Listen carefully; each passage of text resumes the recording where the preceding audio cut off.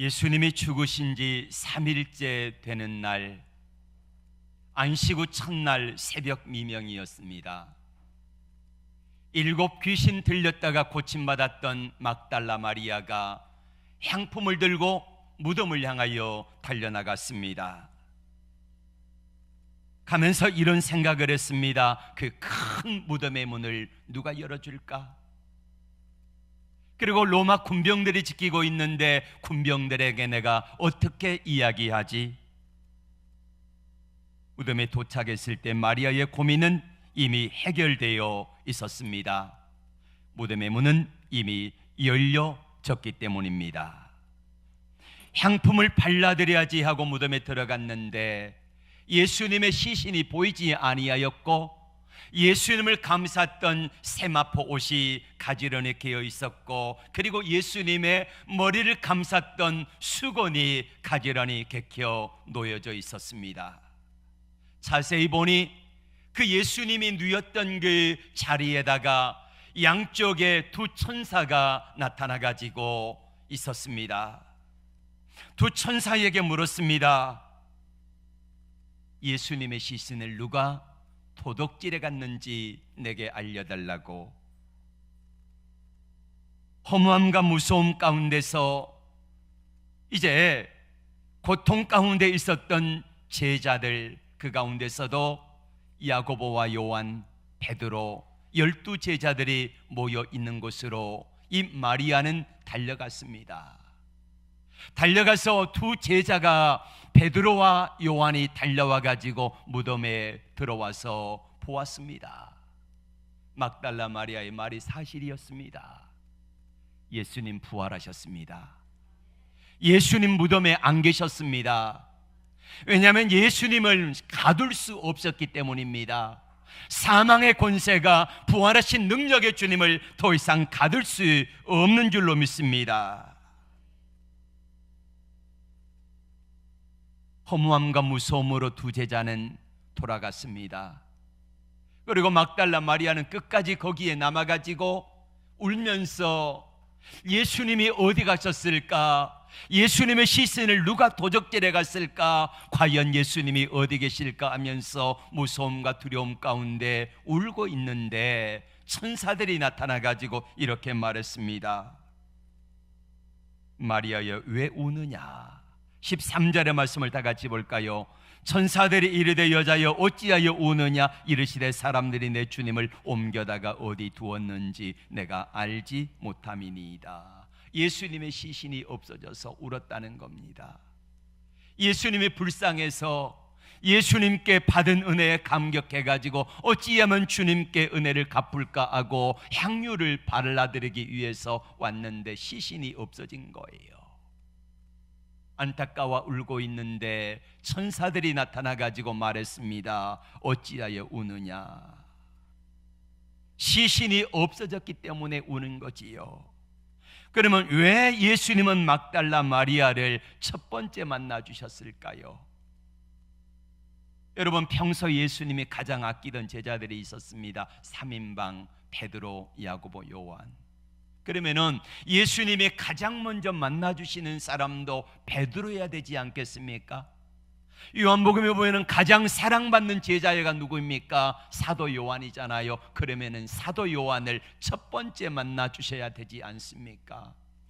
그런데 부활하신 예수님이 가장 먼저 만나주신 사람은 베드로도 아니고 사랑받는 제자 요한도 아니고 막달라 마리아였다는 사실입니다. 왜 그랬을까요? 이유는 간단합니다. 베드로와 요한은 예수님의 무덤에 왔다가 예수님의 시신이 보이지 않자 돌아가 버리고 말았습니다. 그런데 막달라 마리아는 끝까지 무덤을 지키면서 예수님이 어디 가셨을까? 과연 예수님이 부활하신 게 맞을까? 라는 궁금함 속에서 무덤 문을 끝까지 지켰는데 그때에 예수님께서 만나주신 것입니다. 수제자라고 예수님 만나주신 것 아닙니다. 신앙생활 오래 했다 그래서 예수님 만나주신 게 아니에요. 직분이 있다고 예수님 만나주시는 것도 아닙니다. 어떤 사람을 예수님 만나주세요? 끝까지 자기 자리를 지킨 사람입니다. 주님을 끝까지 사랑하는 사람입니다.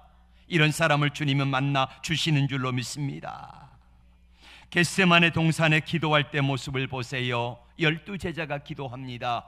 그런데 여러분, 기도하는 이 사람들도 주님과의 거리는 사랑의 거리라는 말입니다. 가장 멀리서 아니 겟세마네 동산에 아예 오지도 않았던 제자 있지요. 12제자 가운데 누구입니까? 가룟 유다입니다. 자, 눈을 뜨시고 저를 보세요. 가룟 유다는 아예 기도의 자리가 없어요. 주님을 사랑하지 않기 때문입니다. 예수님은 낳은 9제자 가운데서 한 사람 가룟 유다는 예수님 팔아버리러 가버렸고, 나머지 8제자는요 겟세마네 동산 초입에다가 두셨습니다. 그리고 나머지 3제자들을 데리고 예수님께서는요 좀 더 깊은 곳에 가셨고, 예수님께서는 거기에 들어가셔서 기도하시는 겁니다. 기도하는 거리가 주님과의 사랑의 거리라는 사실이 여러분 믿겨지십니까? 여러분은 느껴지십니까? 여러분은 주님과의 거리가 얼마나 가깝습니까? 혹시 가룟 유다처럼 예수님은 믿는 제자긴 하지만은 예수님을 팔아버릴 욕심에 멀리 마음도 생각도 몸도 떨어져 있지는 않습니까?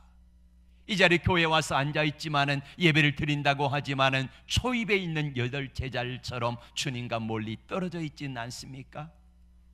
주님과 조금 더 가까이 있지만은 3제자들처럼 졸면서 생각은 다른 데 가 있는 사람은 아닙니까? 여러분은 지금 얼마나 주님과의 거리가 가깝습니까? 세 번째로, 부활하신 예수님은 왜 마리아는 부활하신 주님을 왜 못 알아보았을까요? 왜 못 알아보았을까요? 너무 어두워서 주님을 못 알아보았을까요? 거리가 멀어서 주님을 못 알아보았을까요? 아닙니다. 부활하신 몸은 예전에 예수님 몸과 달랐기 때문에 못 알아본 줄로 믿습니다. 할렐루야. 예. 실망한 제자들 중에 2사람이 예루살렘에서 25리 정도 떨어진 엠마오로 내려가고 있습니다. 예수님이 동행하셨는데 알아봐요, 못 알아봐요? 못 알아봅니다. 왜 못 알아봤을까요? 생전에 예수님의 모습과 부활하신 예수님의 모습이 달랐기 때문에 못 알아봤습니다. 누가복음 24장 16절 다 같이, 그들의 눈이 가리워져서 그인 줄 알아보지 못하거늘. 물론 예수님이 부활하신 몸이 다르긴 하지만은 제자들이 2제자로 알아보지 못한 이유는 저들의 마음속의 걱정, 근심이 예수님과 사이를 갈라버렸기 때문에 저들의 눈이 가리워져서 예수님을 알아보지 못했던 것입니다. 예수님은 부활하셨다는 사실을 2제자, 엠마오로 가는 제자들을 통해서 가서 12제자들에게 증거를 했습니다. 그랬더니 12제자들의 반응이 무엇입니까? 누가복음 24장 37절 시작. 그들이 놀라고 무서워하여 귀 보는 것을 영으로 생각하는지라. 부활하신 예수님이 아니라는 겁니다. 영이 왔다는 것입니다. 그렇게 아직까지도 부활하신 주님이 가까이 찾아오셨지만은, 제자들을 통해서 들었지만은, 제자들은 12제자들은 예수님을 부활하셨다는 사실을 아직도 믿지를 못했다는 것입니다. 부활하신 주님이 여러분 가까이 계십니다. 믿으십니까? 예. 우리가 주님을 믿는다고 하지만은요, 다 믿는 것이 아니라는 사실이 여기에 나타나 있습니다. 영으로 생각하는지라. 여러분이 부활하면 천국에서 우리의 몸이 바뀌어질 걸 믿으십니까? 우리 영이 신령한 몸으로 부활할 걸 믿습니까? 어떤 사람은 이 세상에 살아가면서 육신이 다 망가져가지고 여기저기 안 아픈 곳이 없어요. 허리도 망가지고 또 심장, 신장, 간 여기저기 아파가지고 다 망가지고 면역력이 떨어지고, 그래서 여기저기 아파가지고 너무너무 힘들어합니다. 그런데 여러분, 하나님 나라에서 우리 주님 재림하실 때에, 우리 주님 재림할 그때에 우리가 신령한 몸으로 부활할 줄로 믿습니다. 부활하면 어떻게 되어집니까? 그 몸이 깨끗하게 고쳐질 줄로 믿습니다.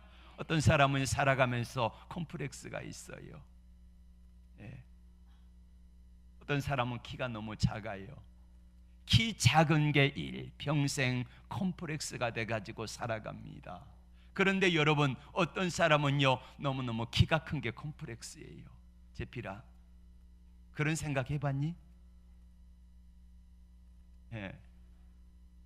너무 키가 큰, 너 키 한번 일어서 봐. 일어서 봐봐. 1m 얼마지? 88이래. 예. 앉아라. 저 친구들은요 키 큰 게요 콤플렉스예요.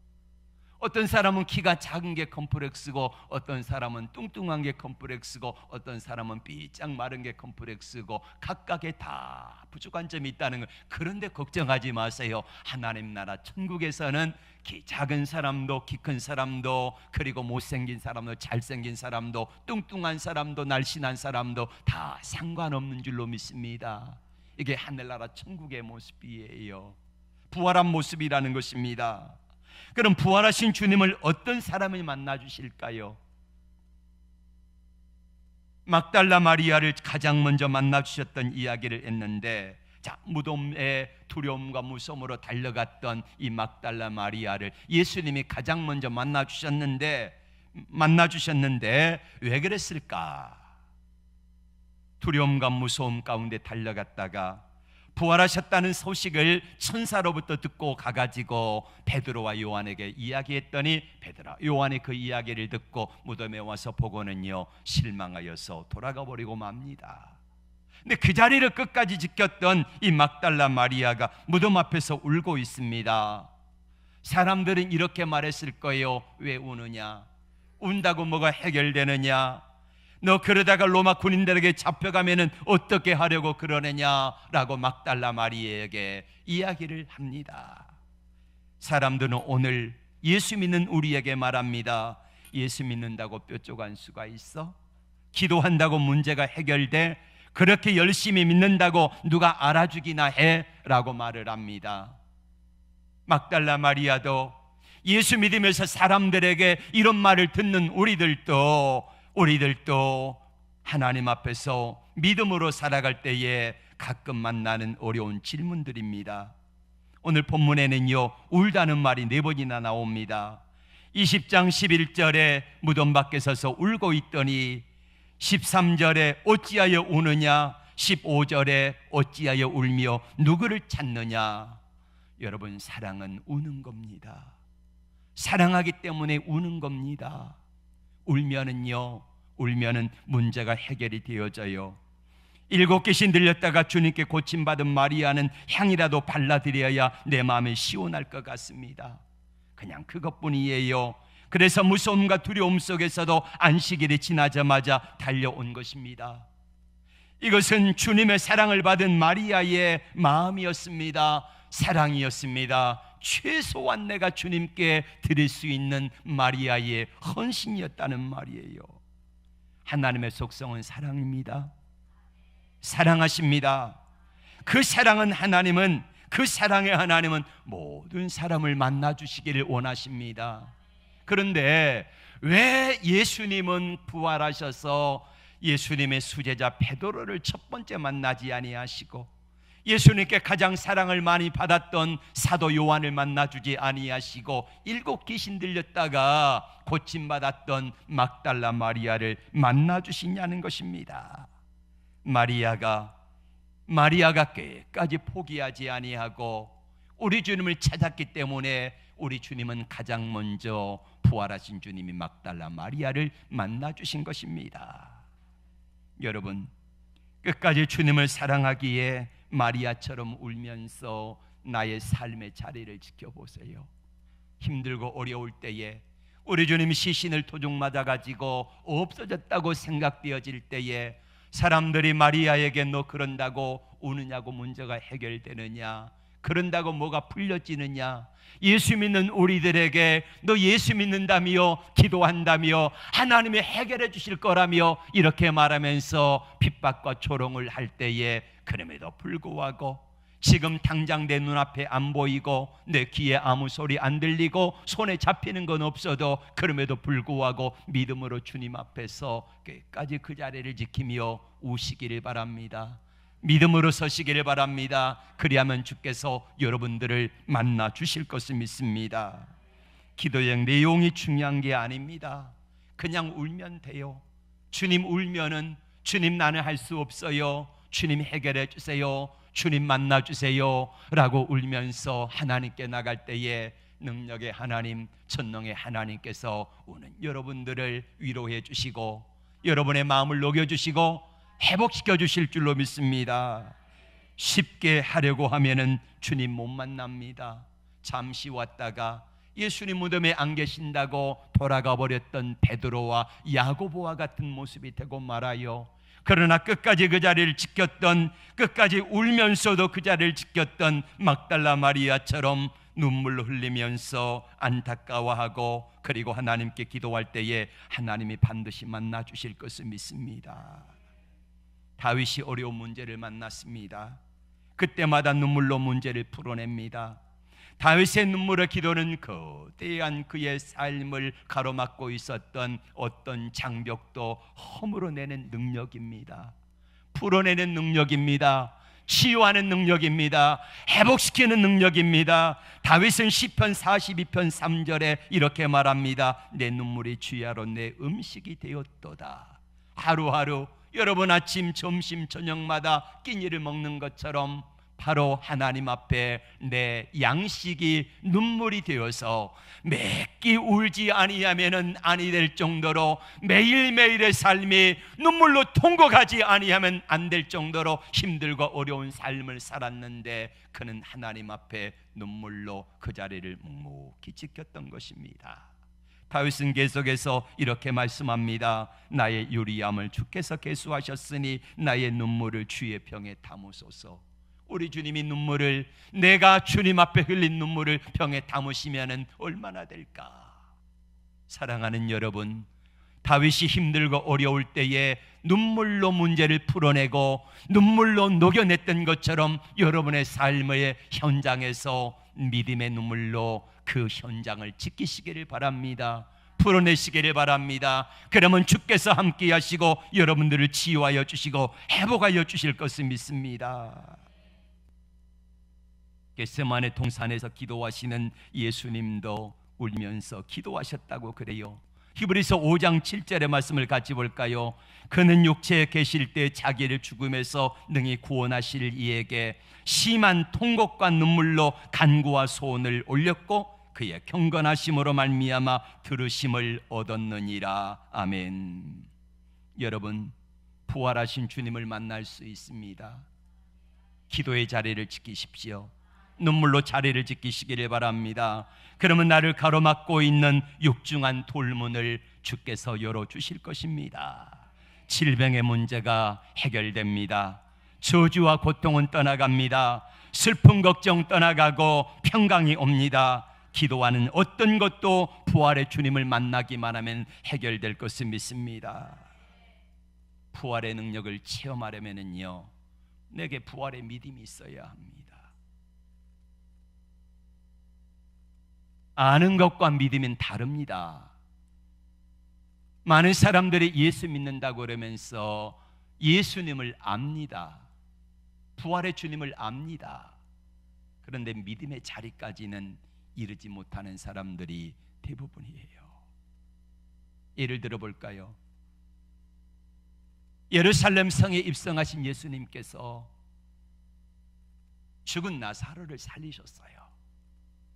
죽은 지 4나흘이나 돼가지고 썩어 냄새나는 나사로를 살렸습니다. 근데 살리실 때에 예수님이 가시자마자 나사로의 큰 누이 동생이 마르다가 와가지고 예수님께 이렇게 말합니다. 요한복음 11장 21절부터 읽겠습니다. 시작. 마르다가 예수께 여짜오되 주께서 여기 계셨더라면 내 오라비가 죽지 아니하였겠나이다. 그러나 나는 이제라도 주께서 무엇이든지 하나님께 구하는 것을 하나님이 주실 줄을 아나이다. 안다는 거예요.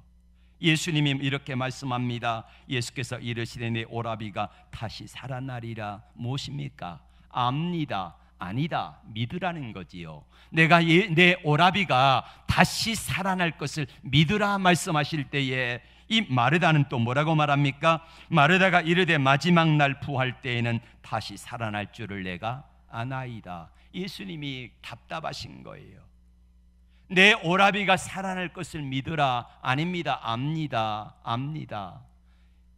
예수님이 다시 이렇게 말씀합니다. 25절 6절 예수께서 이르시되 나는 부활이요 생명이니 나를 믿는 자는 죽어도 살겠고 무릇 살아서 나를 믿는 자는 영원히 죽지 아니하리니 이것을 내가 믿느냐. 그제야 마르다가 이렇게 말합니다. 이르되 주여 그러하외다. 주는 그리스도시요 세상에 오시는 하나님의 아들이신 줄을 내가 믿나이다. 참 답답합니다. 예수님께서는 마르다에게 내 오라비가 살리라 믿으라. 아닙니다. 나는 압니다. 살아날 것을 압니다. 아니 아는 게 아니고 내가 믿으라. 아니 내가 안다니까요. 아니 믿으라니까. 얼마나 답답합니까? 여러분 예수님 믿습니까? 근데 많은 사람들이 예수를 믿는다 그러면서 아는 믿음 가지고요 내가 압니다. 아니 너 믿으라니까. 아니 안다니까요 믿으라니까. 이렇게 실랑이를 하고 있습니다. 아는 믿음의 역사가 나타나지 않습니다. 아는 믿음 가지고 내 삶이 변화되지 않습니다. 아는 믿음 가지고는 하나님의 영광이 나타나지 않습니다. 뭐라고요? 믿으라.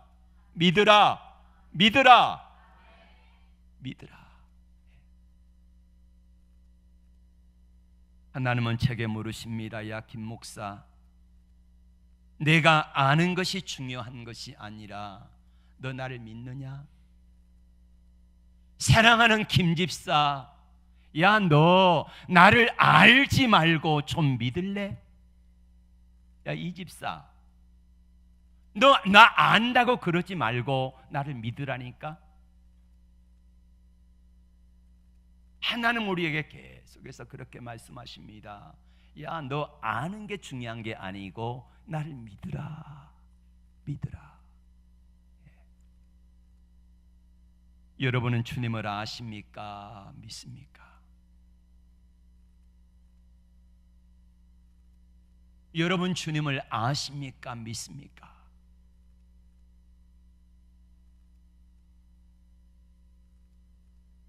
아는 믿음이 아닌 내가 주님을 믿는 믿음으로 나갈 때에 부활의 주님을 만날 수 있고, 그 부활의 주님은 여러분의 삶을 가로막고 있는 어떤 돌문이라 할지라도 믿음으로 나갈 때에 주께서는 열어주실 것을 믿습니다.